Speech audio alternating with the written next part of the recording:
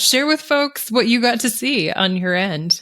I got threats, I got slurs, I got like people telling me I should lose my job, I got people saying I'd been paid off by big food, I got people, one email said like I had the blood of children on my hands. Like it was wild. I've been a health reporter for a long time. Like as I said, I wrote about COVID every single day for years. I wrote a book about the tobacco industry. I've written about abortion. I've written about like genuinely very controversial topics. And I have never, ever had a response to an article that came anywhere close to this one, which was shocking. Welcome back to Making It Awkward. I'm Jessica Wilson, dietitian and author of It's Always Been Ours. You can find me on Instagram at jessicawilson.msrd. Making It Awkward is an independent podcast brought to you by people who are mitochondrially challenged. You can support the continuation of this podcast by rating it, leaving an Apple Podcast review, following, subscribing, and of course, sharing it with your bestie. You can watch the show on YouTube and Spotify and see what I crafted this weekend. Today is this podcast's 100th episode, and there's no way I'd rather spend it than with journalist Jamie Ducharme. She joined the show to talk about how she got around to writing an article about ultra-processed foods for Time and everything that happened next. As you recall, the feedback she and I got from the article proved the thesis. People in the comments were arguing with me and others about what makes an ultra-processed food and what doesn't.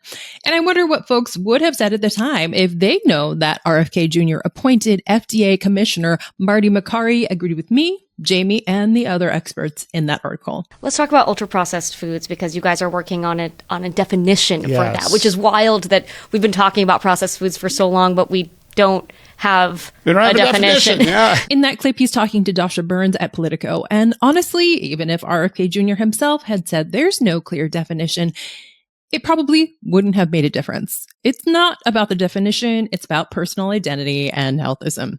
One of my favorite descriptions of healthism comes from the abstract of a 1980 article titled Healthism and the Medicalization of Everyday Life. That, quote, by elevating health to a super value, a metaphor for all that is good in life, healthism reinforces the privatization of the struggle for generalized well-being. It applies here and also to the CGM experience. Recap coming up next episode. And because of their healthism, the only way people could have made sense of my experience and of Jamie's article was to dismiss it as false or paid for by food corporations. People had a lot more to say to Jamie, and we get to hear about that today. Jamie, welcome to the show. Thank you. Thank you for having me. Do you want to tell the people what you're up to these days? Sure. I am a freelance health and science journalist. So I worked at Time Magazine for years and left just in March of this year to work for myself as a freelancer.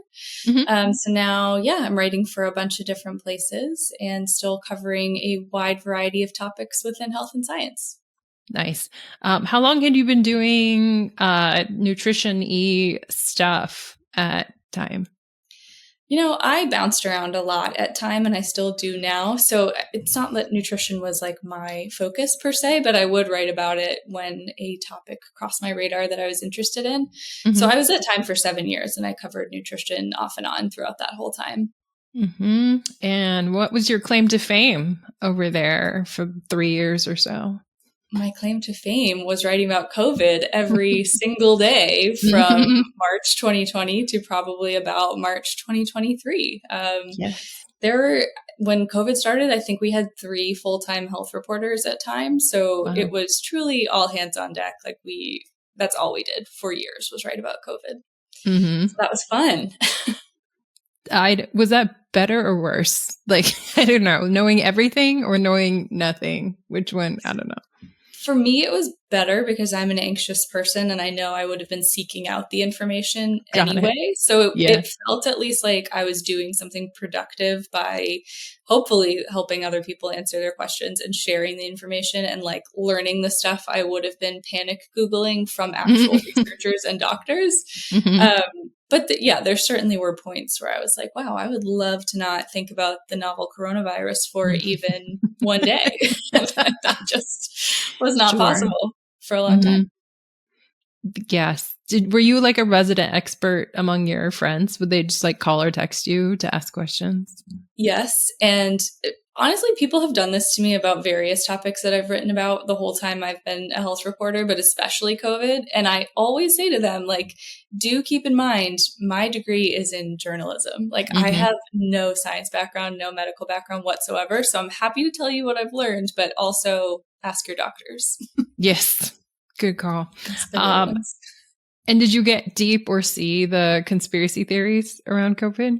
No, I think no. I was naive, I guess, is the short answer. Like, but also the conspiracy theories just went in directions that I think nobody could have predicted. Like the 5G of it all. Maybe people were aware of that in advance. I was not. Like, I guess the anti-vaccine sentiment, like, yeah, we all kind of knew there was going to be some pushback to that, but it went in directions I could not have foreseen. Kept us on our toes for sure. Definitely. Yeah. Love me some 5G. Still don't actually understand it, but know that there are waves, and that's all. That's all I know. Waves. That's what we got. Yeah. So a year ago, what led you into looking at ultra processed foods and the coverage there? Your Instagram is the short answer. I was following you on Instagram, and I just deep in a scroll one day came across something you'd posted about your experiment when you ate 80% ultra processed foods for a month. And, as a journalist, I'm always looking for strong characters who can ground a story and give a story a human face. So I was like, wow, this is great. Like, this woman with real expertise and who knows what she's talking about has done this experiment that's really interesting and kind of challenges conventional wisdom about ultra processed foods in a really interesting way. So I saved that post and just tucked it away in the back of my mind and was like, let me come back to this when there's a moment that it makes sense. And then at the time I wrote that, about, it feels like longer than a year ago, but it was last year. There was a lot of talk about whether and how ultra-processed foods would show up in the next version of the dietary guidelines for Americans, like the federal nutrition guidelines. So I was like, this is my peg. This is my time to do it. And so that's why I ended up looking into it more deeply. Because you and I had started chatting November of 2023. Is that right? Yeah, a long time. Yeah, there was a long delay between the time that I reached out to you and was just like, hey, would you talk to me? I'm interested in this. And the time that the article actually came out in August. And did you know that it was going to be so popular? No, once again, I was naive. I mean, here's the thing. Obviously, I knew that there was something interesting in the concept because your Instagram post stopped me in the midst of a doom scroll. And I was like, wow, this is, something I hadn't thought about and a perspective on ultra processed foods that I haven't really heard much about. So I knew to some degree that it would be counterintuitive and interesting and surprising to readers, or I hoped that it would be. But the strength and the size of the response, absolutely did not see that coming. Share with folks what you got to see on your end. I got threats, I got slurs, I got people telling me I should lose my job, I got people saying I'd been paid off by big food, I got people, one email said I had the blood of children on my hands. It was what I've been a health reporter for a long time. As I said, I wrote about COVID every single day for years. I wrote a book about the tobacco industry. I've written about abortion. I've written about genuinely very controversial topics. And I have never, ever had a response to an article that came anywhere close to this one, which was shocking. Yeah. You mentioned that was it your security it was your IT team reached out? It was, Time has somebody, he does physical security, but also kind of monitors cybersecurity things. And it's the only time in the 7 years that I worked there that he reached out and was like, maybe don't go on Twitter for a couple weeks. It's looking a little gnarly out there. So I didn't. I think you were more interested in the response. I know because you got it probably as much or worse than I did as the person in the story, I'm sure. And I want to acknowledge that. But I think you were sort of wow, this is interesting what people are saying. And I more took the approach of, I'm going to lock down my Twitter for 2 weeks and just wait for this to blow over. But it was shocking to me because, when I read back over the article now, I don't think anything in there was that incendiary.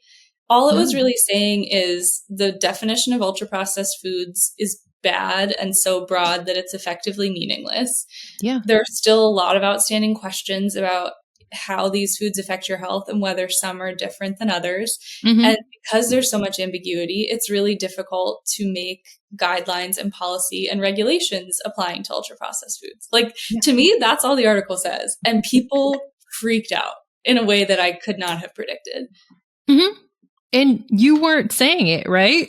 You were just writing the things that researchers were saying to you. Yes. Right? Well, yeah. I mean, this I think is a fundamental misunderstanding of journalism is people think that because my name is on the article, everything that I wrote is let me tell you what Jamie thinks about this. But, it was all experts like you and researchers and scientists and doctors and published studies. I wasn't just making it up. But suddenly I personally became seen as the shill of big food.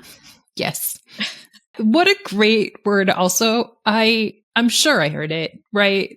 But the frequency that I read it and heard it was so wild. It was bananas, actually. It really was.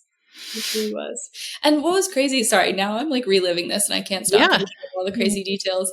As a journalist, my email is and was incredibly accessible. It is on the internet. And people still took the time to message me on my private Instagram, my Facebook that I haven't used in probably 5 years. And my email was at the bottom of the article. They could have so easily just sent me an email, but people took it upon themselves to find every scrap of my internet presence, which was wild. Going through that trouble. Isn't that wild? That's how much they cared. It really struck a nerve. It really did. Yeah. And when it becomes personal like that, I'm always like, what? Wait, why is this so personal for you? Well, I think I believe, were the person who said this to me, is that the strength of the response just affirmed how deeply personal food is and how people build into their identities what they do and do not eat and what they believe about nutrition and why they care about it. And so anything, even again, I stand by the fact that nothing in that article was particularly incendiary. Anything that challenges those pre-existing beliefs just sets people off in a really personal way. Wild way. Wild. More than any of your COVID stuff still strikes me. Yeah, me too. Did you catch any of the pseudo famous people who responded to the article? Well, our Secretary of Health and Human Services, Robert F. Kennedy, did weigh in. And I actually think this is why the Twitter of it all got as wild as it did, because I think Time had tweeted a link to the article with a social headline to the effect of what if ultra processed foods aren't as bad as we think? Right. And he replied to that tweet, I believe, or quote tweeted it or something and just said, what if they are? That's all he said. But because he had entered the conversation, it just reached corners of the internet that it perhaps otherwise would not have. And I think that is the point at which Time's security person was take a break, grab a coffee, go outside.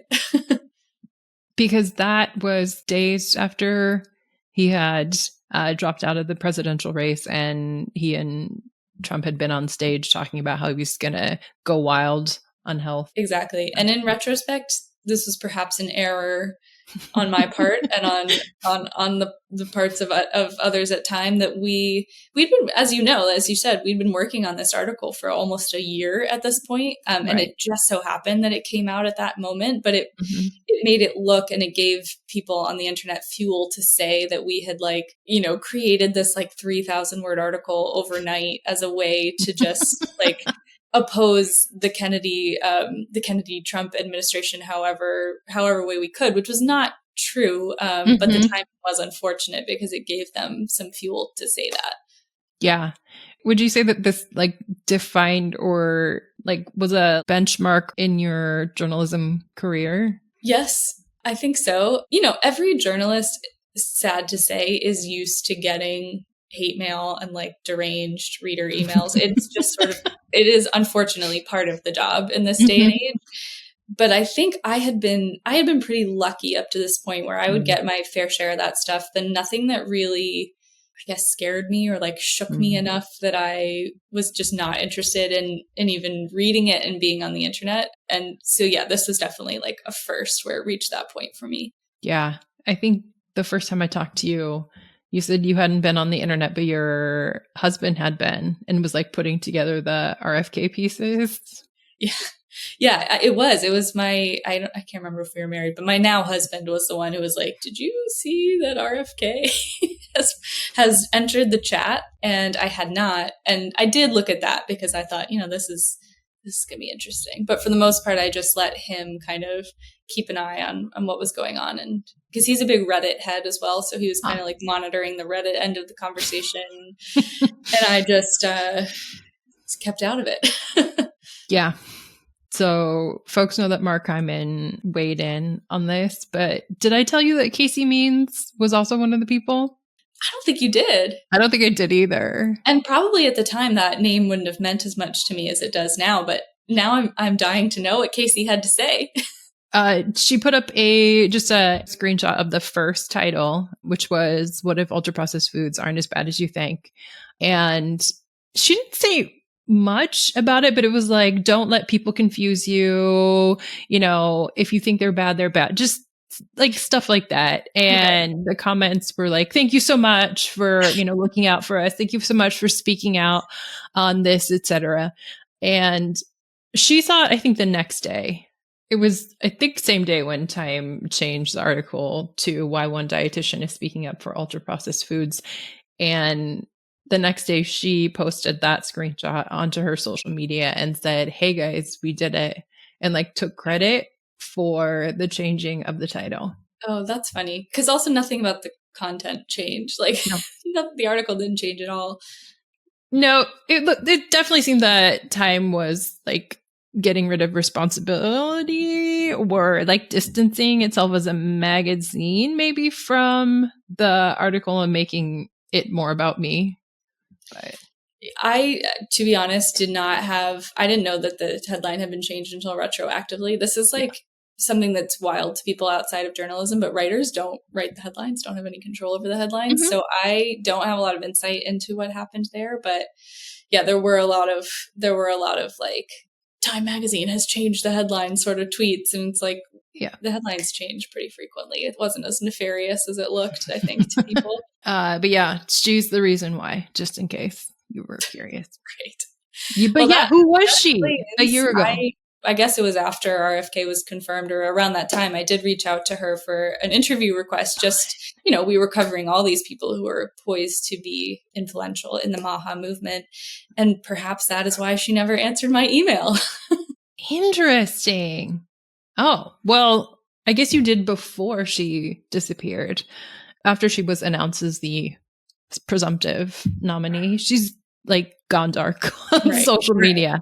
Yeah, this would have been, it was before I left Time. So definitely prior to March, around that time. Would have been so cool. Oh, I'm bummed. Alas, the email went unanswered, but what can you do? Maybe your next assignment will be somebody asking you to find what happened to her.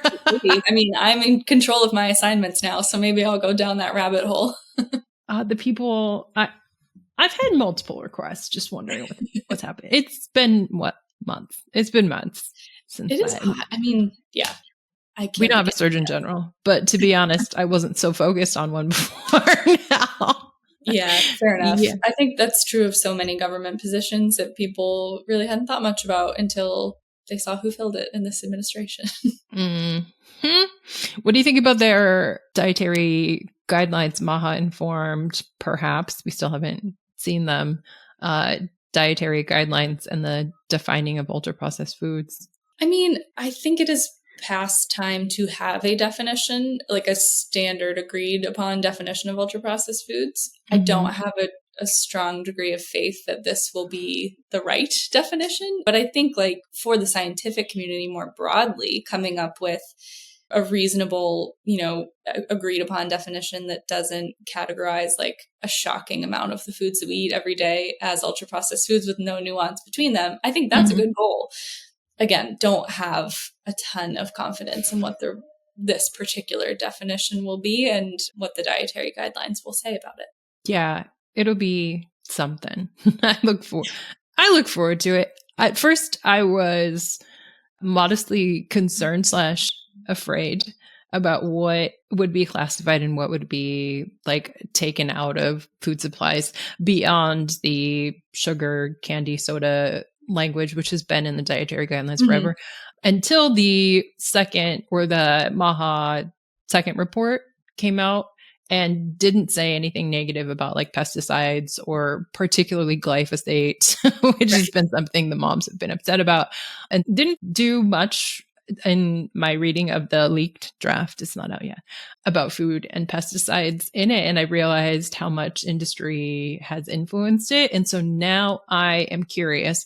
Industry and all these companies that promised to take artificial, colors, flavors, etc., have promised, not been required to. And I'm wondering if that is in any form or fashion to like influence whether or not there's policy or like influence any language, which is just something I truly thought about this morning now that I got to talk to you about the definition. I don't know. Yeah, I have to say, I kind of share in the MAHA reports that have come out, there's been less of an emphasis on food and ultra-processed foods than I would have expected, given the rhetoric leading up to the administration taking office. I really have no idea. I mean, the dietary guidelines could be bananas, or they could be like functionally the same as they have been for the last however many editions, just with, maybe like a couple lines with a definition and some amount of guidance about UPFs. So there's simply no way to know. I will be curious to see. No. And the constant comparison between us and Europe, etc. Yes. Yes. Europe doesn't have like an ultra processed food definition either. Like, right. Yeah, no one really does. No. Like the definition that is used the most comes from epidemiologists in Brazil. And like, still people can't agree on it. Like it's a worldwide phenomenon that nobody really has a great definition. So then we'll have an American one. I can't. Yeah, now that we're talking about it, I can't imagine even the like comes in a plastic packaging situation because, yeah, so many lobbyists and food lobbyists are going to have something to say. Which has been, I mean, this every time there's a new edition of the dietary guidelines, like the industry lobby and voice becomes an issue, as it should. Like that, the process is flawed, but I don't know. It's I don't make predictions anymore because you just can't predict what's going to happen. No, it's so wild. Yeah. And then it's interesting to me to watch Kelly Means, RFK, and everybody else blame the food lobbies. And I'm like, the only reason the food lobbies work is because our government is so broken. They're able to do their job. So like, why are we blaming Kellogg's here? If Kellogg's, is able to do this work, there's a reason. So what are you doing? The government is the recipient of the lobbying. It's not like the government is just sitting this out while Kellogg's lobbies. Like, they are receiving it. Right. And so now we have people in the government. So we will see. I'm sorry, not we. The Maha moms. Let's see if it changes. My guess is actually, I don't know. We'll see. Who knows? I will know. So how do you think your article has aged, and what have been some of your thoughts and responses as more and more articles about UPF definitions came out after yours? It's been very interesting to see how it has aged, because I think it was like within a month, maybe a little bit more than a month that the article came out, a big study from Harvard researchers came out with, I guess, like the top line finding being that ultra processed foods are bad for you, but some categories within that are almost entirely responsible for any connections that they saw. So I think they found that like diets heavy in ultra processed foods are linked to, I believe, cardiovascular disease and premature death, but that when you like get granular with it, almost all of that is related to sugar sweetened drinks and processed meats. So anyway, I say that only because maybe a month after my article came out, all these study write-ups were published by like the New York Times and others with headlines like some ultra-processed foods are worse than others, which again was like one of the hot takes in my article, or treated as though it was a hot take. And now there's this like huge, very credible Harvard study verifying that. And I don't know if that was completely responsible, but from that point on, I feel like the conversation has just completely shifted, where now people are like ready to accept that message as fact and state it as fact. And they were not ready previously. So I don't know. I don't know if I can pin it all on that one study, but certainly like the news cycle has kind of taken it and run with it in a way that I would not have predicted based on the response that my article got. Yeah. And I think in that same article that at least Time had written, they mentioned like fruit flavored yogurts are fine. I think it was the Atlantic, I want to say also, that had pretty much the same title as yours. And the comments were not as angry. And I was like, and I think this was even before that Harvard study. And I was like, did people just get like this exposure therapy? And was this a moment where people had to start thinking critically about it? And like with that information, I don't know. It was interesting. Because it was so fast. That's the thing. Like if years had elapsed, I would kind of think like, yeah, people just warmed up to the idea, but it was not that long after the article had come out. So I do think like the fact that RFK and Mark Hyman and all these people like weighed into the original conversation maybe inflamed it to a point that it would not have been otherwise. But yeah, I mean, just today I saw there's a bill in California regarding school lunches, and they are trying to identify like the most harmful ultra processed foods and eliminate those from school lunches, which like the whole premise of that is that some are worse than others. And it's now gotten to a point where this is like in legislation in California. And 1 year ago, that was like a controversial topic. So it's wild to see how it has evolved. Yes. Maha is definitely counting that as one of its wins, by the way. And it happened like in January or something, was when they were talking about passing it. And they also, again, don't have a definition. It's like, oh, chips, that's what you want. Chips is one of the things that's mentioned specifically. And I'm like, oh, okay. I don't have a problem with, you trying to have other snacks than, right? Like there's no part of me that's wondering, like if there had been no ultra processed food definition and no Make America Healthy Again, I still would have the same feelings about chips. Right. I don't know. Right. Yeah. In some ways it's making it overly complicated, but it's also, it's just wild to see like these concepts that are, now like treated as like, we always knew this, when that was not the response a year ago.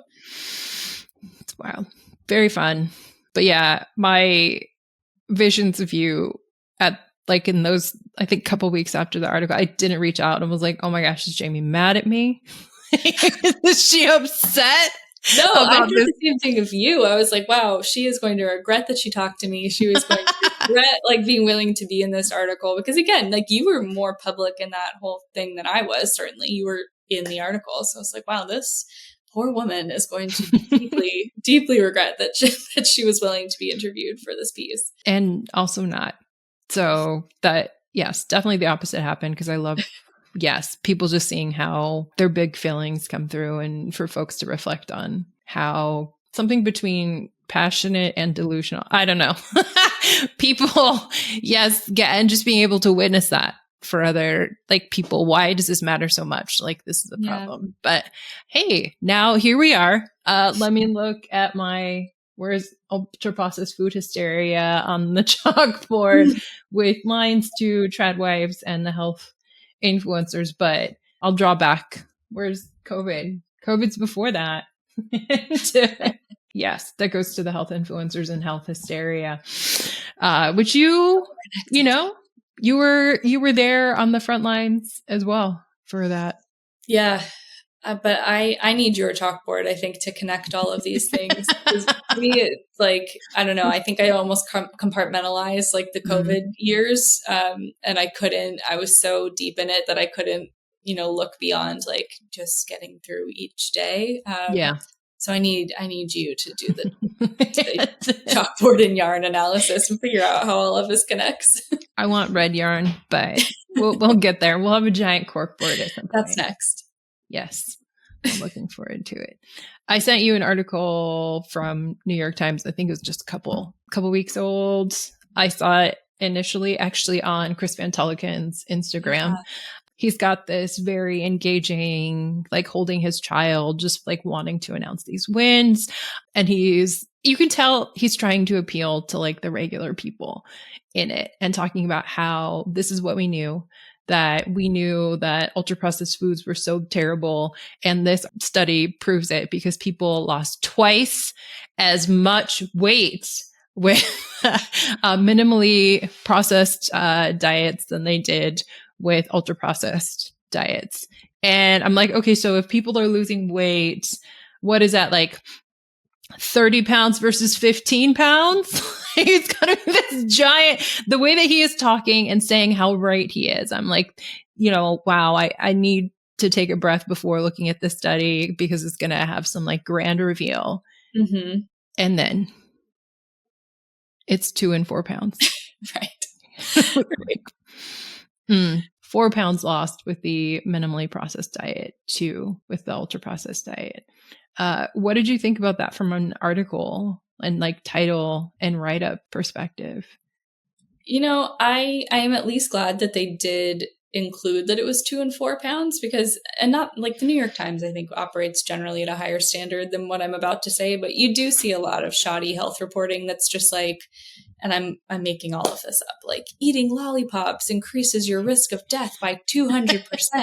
And then they never take the time to say like, okay, but if less than one person a year dies because they ate a lollipop, like a 200% increase is still like a number of people. Like there's a lot of bad health reporting that doesn't take the time to do that. So I am at least glad that like the 2 versus 4 pounds part was visible and prominent in the story. But I also know that people don't read past the headline. So most people are probably not going to get to that. But anyway, I like the part of that study and article that's more interesting to me is that like people are still losing weight on the ultra processed diet, which I think if you're somebody who's like ingrained in the nutrition and weight loss scientific literature, like that's probably the part that's more surprising and more newsworthy. It's a really good point. And then also, there's a quote further down that's like, I think it's from Kevin Hall, actually. It's not a quote, though. He was not. He got a paraphrase. He was mentioned. Yeah.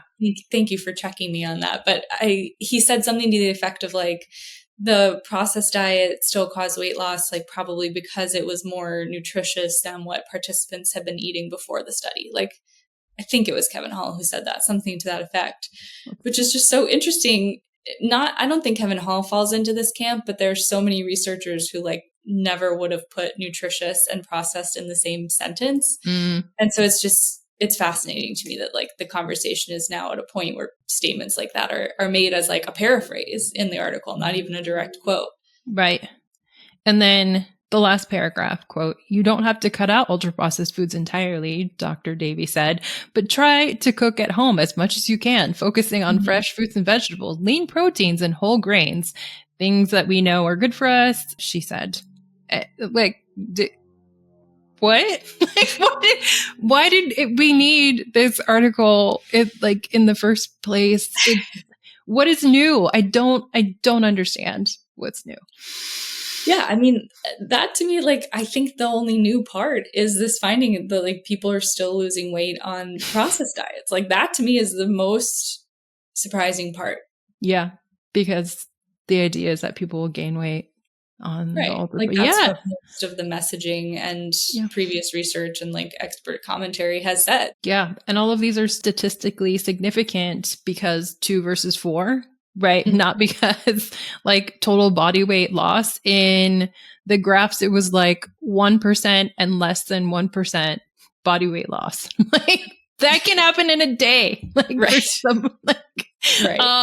depending on what's happening, like somebody could lose 2 pounds in a week, somebody would lose 4.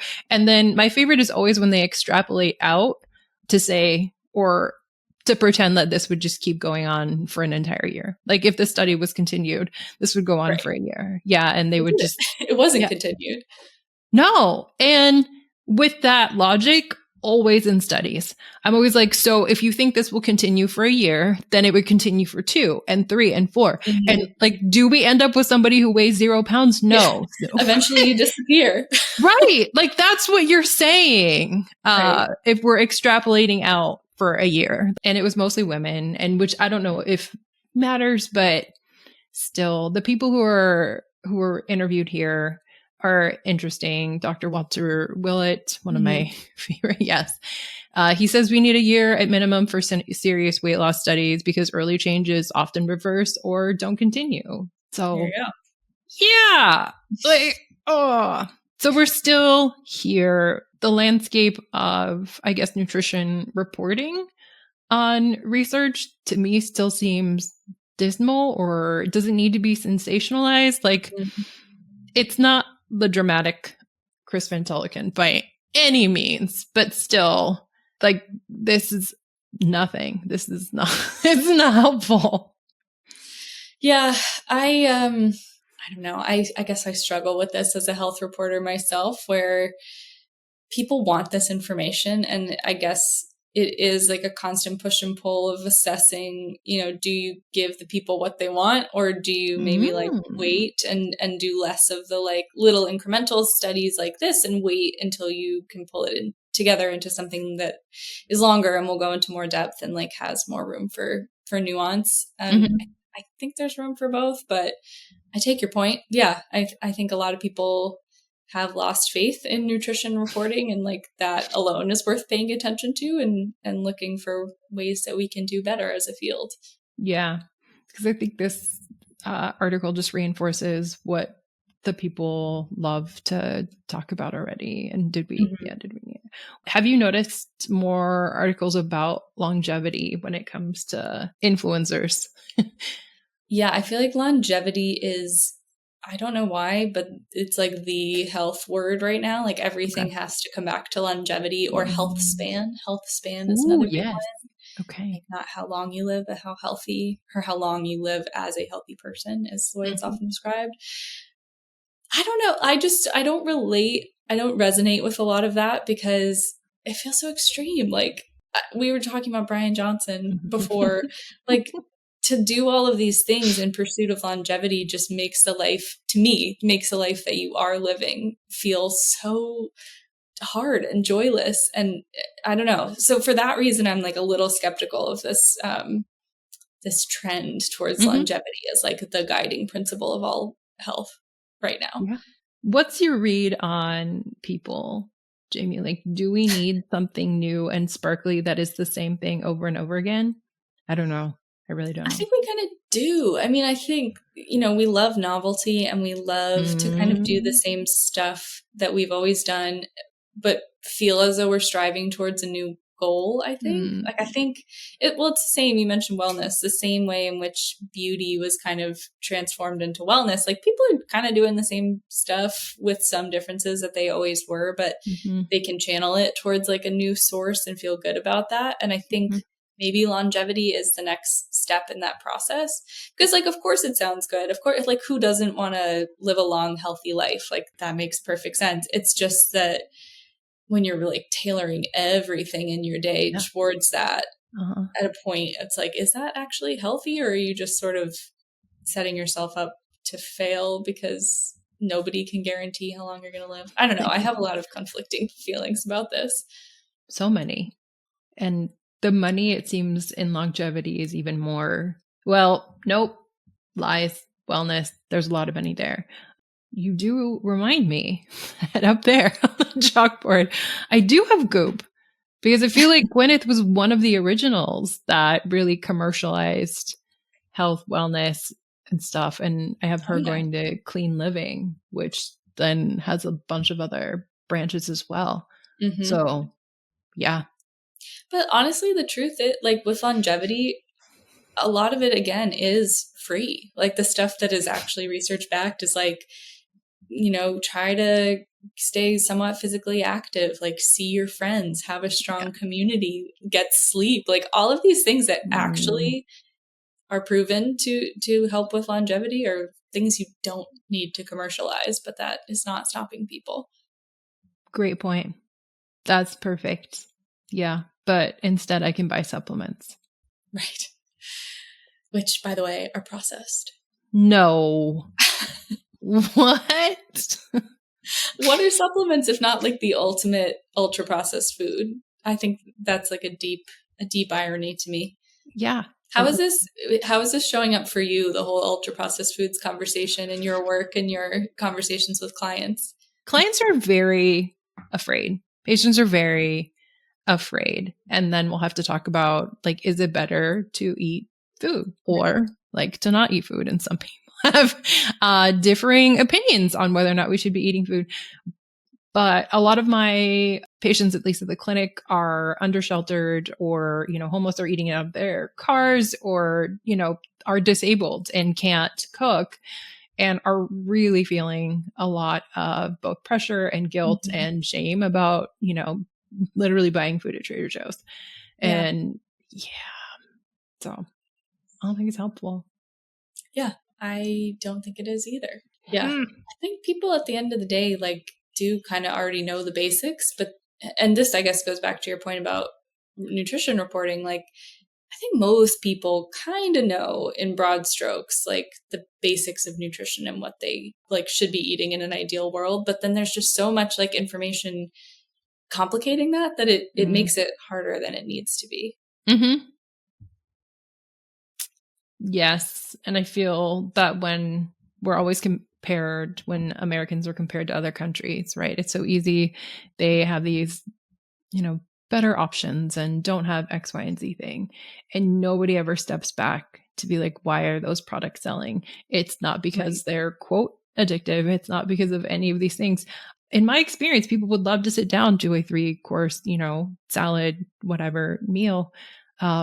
So what is different? What is different here, and why are people, both needing to make those decisions, and why are that their only choice when it comes? But nobody wants to do that. It's rough. Yeah, it's environment. It's way more complex than just food. Yeah, it's cost. It's so, but then let's blame big food. Womp.